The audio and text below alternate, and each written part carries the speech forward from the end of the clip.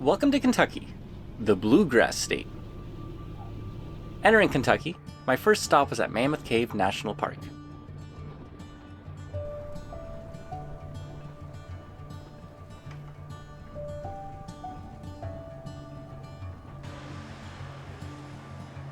This is the third cave I've visited on my trip so far, and I'm glad that they've all felt unique. I actually did 2 different cave tours over 2 days while here. The first tour I did was the historic tour.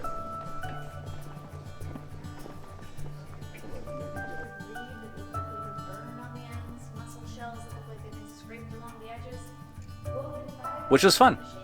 Pretty much your standard fare with a cave tour.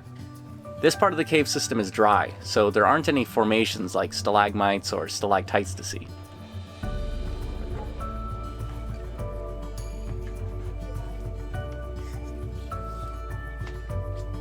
There's lots of historic graffiti and tagging in the cave. Ugly, and kinda sad to see, but it is interesting seeing dates from the early 1800s though. Also, I did actually see a bat while there. So now I can say I've seen a bat sleeping in a cave. This tour had a section called Fat Man's Misery. You have plenty of room around your feet and head, but it's very narrow around your waist. I liked how much more spelunky-like this tour felt.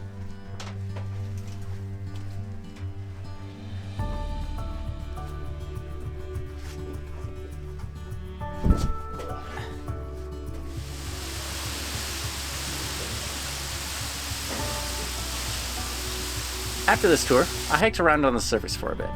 Not too much to see up there this time of year, but I enjoyed a brief hike.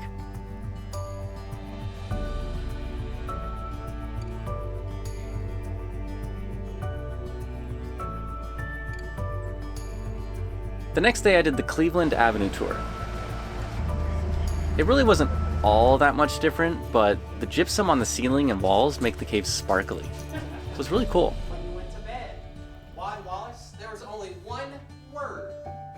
His name. Drunk. Pretty good pace. Yeah.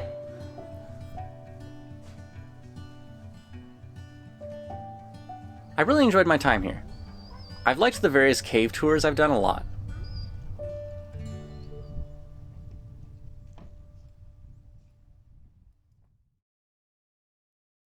Near Mammoth Cave, I made a stop in an odd place called Dinosaur World.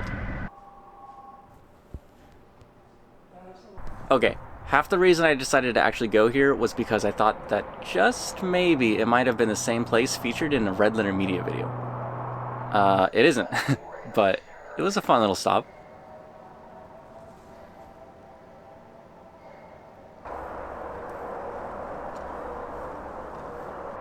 They certainly do have dinosaurs. A lot of them.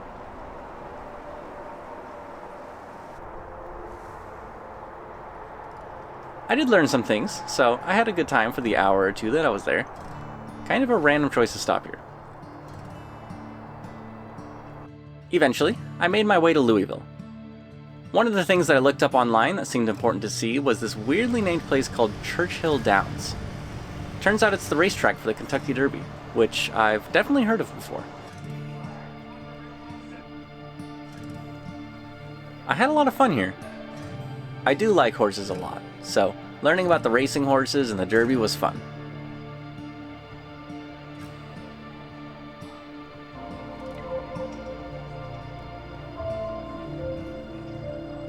They had this big room with a 360-degree screen. Really cool.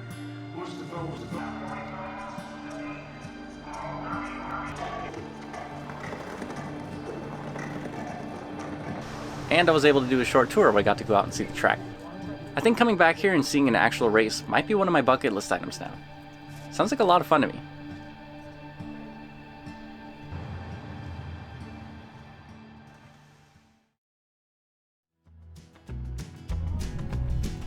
Doing my research on what to do while in Kentucky, I came across a plethora of whiskey and bourbon distilleries in the state, on the Kentucky Bourbon Trail.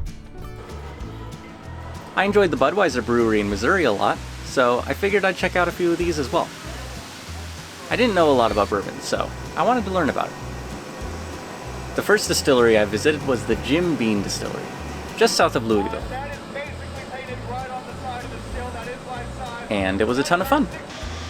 We got to go around and see the whole operation.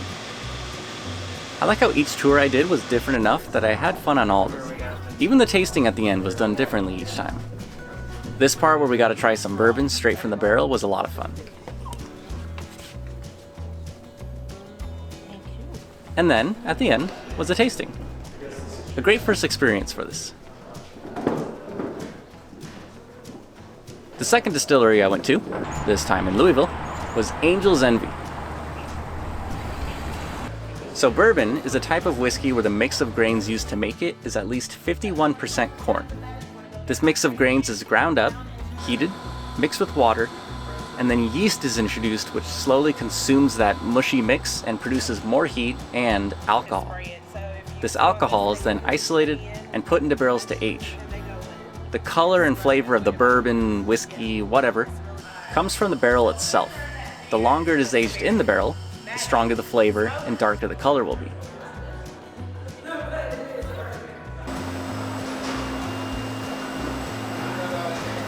Way back, check it out. But that is what The third distillery, Copper and Kings, actually makes brandy and not whiskey. I wanted to throw in something a little different too. Brandy's a lot like whiskey, except it's made from fruits like wine is, instead of grains. The brandy I tried was alright. I enjoyed it enough. I definitely like whiskey more. I genuinely liked the bourbon and whiskey I tried in Kentucky. I tried some gin at Copper and Kings, and I definitely hate gin. I cannot stand the stuff. Distillery number 4 was Maker's Mark. I gotta say how impressed I was with how pretty the campus is. It's really nice there.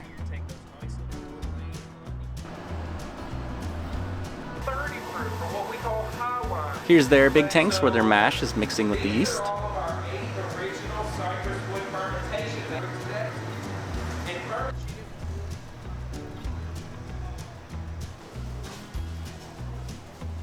Introduces you to that alcohol. Second sip, you're usually able to get enough back in March. Makers call it. I was like, well, shit. The fifth and final distillery I visited was Four Roses. Unfortunately, I didn't get there in time to do a full tour, but I was at least able to do a tasting. This whole experience was a ton of fun for me. I learned I really like bourbon and a good rye whiskey. And now I have a nice list of drinks that I know I like for when I'm back home. Definitely a highlight on my trip so far. As I headed southeast to exit Kentucky, I had 2 brief final stops in mind. The first of which was the very first KFC in Corbin, Kentucky. I'm not some KFC fanatic. I couldn't tell you the last time I had KFC. But I was driving through here, and it sounded like a quirky quick stop. A new employee or have been there years, if you got time. It had a small museum, which was fun. These old ads playing on a loop are entertaining to me.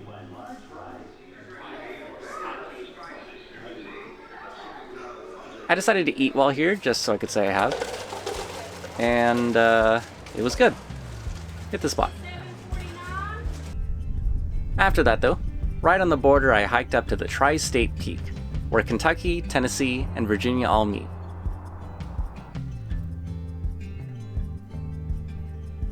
Really not the most exciting hike, but the view is kinda nice, despite these ugly power lines that are right in the way for some reason.